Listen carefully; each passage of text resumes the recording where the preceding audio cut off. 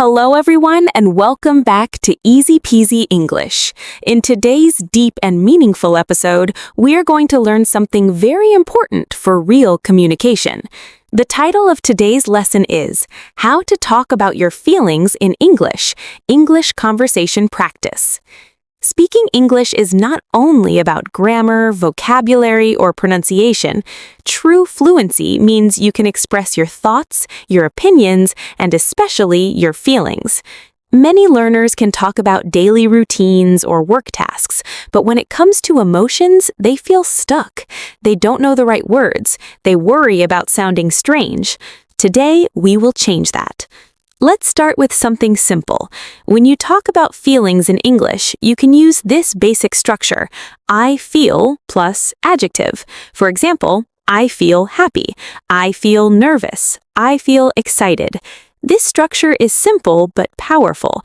It is the foundation of emotional communication. But if you want to sound more natural, you can expand your sentence. Instead of saying, I feel tired, you can say, I feel really tired today because I didn't sleep well. Adding a reason makes your sentence more meaningful. So here is your first strategy. Don't stop at the feeling. Add a short explanation. Now let's practice together. Imagine someone asks you, how are you feeling today? Instead of answering, I'm fine, try something more specific. You could say, I'm feeling a little stressed because I have a deadline tomorrow, or I'm feeling grateful because my friend helped me. Specific feelings make your English more real and more human. Let's talk about common feeling vocabulary. Positive feelings, happy, excited, proud, relaxed, grateful, confident, hopeful. Negative feelings, sad, anxious, frustrated, disappointed, overwhelmed, lonely, confused. Neutral feelings, calm, okay, tired, bored. Here's an important tip. Learn feelings in pairs. For example, confident and insecure, hopeful and hopeless, relaxed and stressed. When you learn opposite words together, your brain remembers them more easily. Now let's move to conversation practice. Imagine this situation. You had a difficult presentation at work. Friend, how did your presentation go? You, honestly, I felt really nervous at first, but after a few minutes, I started to feel more confident. This answer shows emotional progress. Native speakers often describe how their feelings change during an experience. So here is strategy number 2. Describe emotional transitions. Use phrases like at first, after a while, in the end, or eventually. Now let's discuss a common problem. Many learners translate directly from their native language when talking about feelings. Sometimes the expression sounds unnatural. For example, instead of saying, my heart is broken in every sad situation, English speakers might say, I'm really hurt, or I feel devastated, depending on the intensity. So here is strategy number 3. Learn emotional phrases, not just single words. For example, I feel under pressure. I'm having a hard time. I'm not in the best mood today. I'm feeling a bit down. I'm over the moon. Practice these as full expressions. Repeat them out loud. Use them in your own sentences. Now let's talk about motivation. Why is it important to talk about feelings in English? Because connection creates fluency. When you talk about real emotions, your brain is more engaged. You remember vocabulary better because it is connected to your life. Let's look at a case example. Maria studies English grammar every day, but she rarely speaks. One day, she joins an online conversation group. The topic is a moment when you felt proud. She shares a story about helping her younger brother with homework. She says, I felt proud because he finally understood the lesson. After sharing something personal, she feels more confident speaking English. Why? Because emotion creates energy. Now let's practice a longer conversation example. Colleague, you look a bit quiet today. Is everything okay? You, I'm just feeling a little overwhelmed with work lately. Colleague, I understand. Do you want to talk about it? You Yes, I think I just need to organize my tasks better. This is natural, simple, and honest. Notice the soft language, a little overwhelmed. Native speakers often soften negative emotions with words like a bit, a little, or kind of. This makes the sentence sound polite. Now let's learn another useful structure. It makes me feel. For example, listening to music makes me feel relaxed. Spending time with my family makes me feel happy. This structure helps you connect actions and emotions. Here is a speaking exercise for you. Pause the video and answer these questions out loud. What makes you feel motivated?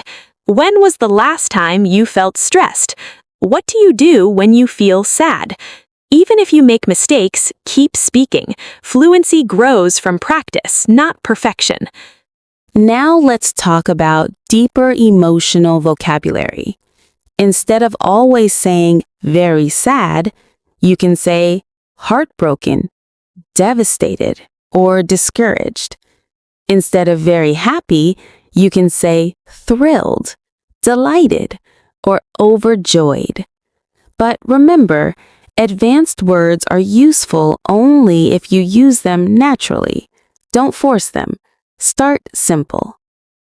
Another important tip is using body language and tone. When you say, "I'm really excited," your voice should show energy. When you say, "I feel exhausted," your tone can be softer. Emotion is not only vocabulary, it is expression. Now let's discuss fear. Some learners are afraid to talk about feelings in English because it feels too personal. That's okay. Start small.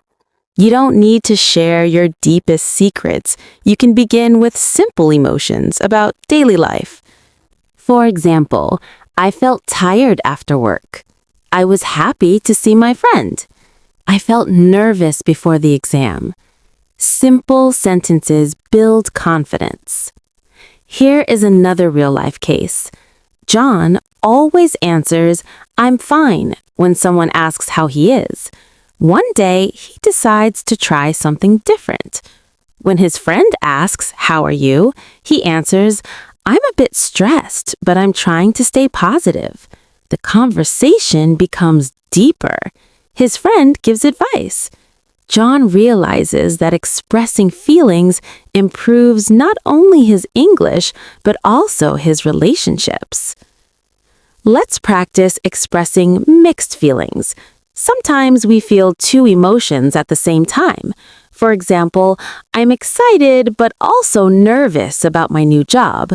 Or, "I feel happy for her, but a little jealous too." Mixed emotions are very common in real life. Now let's create a longer storytelling example. Last week, I had an important interview. The night before, I felt anxious and couldn't sleep well. In the morning, I felt exhausted but determined. During the interview, I was nervous at first, but after answering a few questions, I felt more confident. When it was over, I felt relieved and proud of myself. This short story includes emotional changes. Practice telling similar stories about your life. Here's your daily practice routine for emotional fluency. Step 1, learn 3 new feeling words every day. Step 2, write 1 sentence about your day using one of those words. Step 3, speak for 2 minutes about how you felt today. That's it. Simple and effective. Remember, talking about feelings is not weakness, it is strength. When you can express your emotions clearly in English, you sound natural, confident, and mature. Before we finish, repeat this powerful sentence. My feelings matter, and I can express them in English. Say it again. Believe it. Fluency is not only about speaking fast, it is about speaking honestly. When your words match your emotions, your English becomes alive. Thank you for practicing with Easy Peasy English today.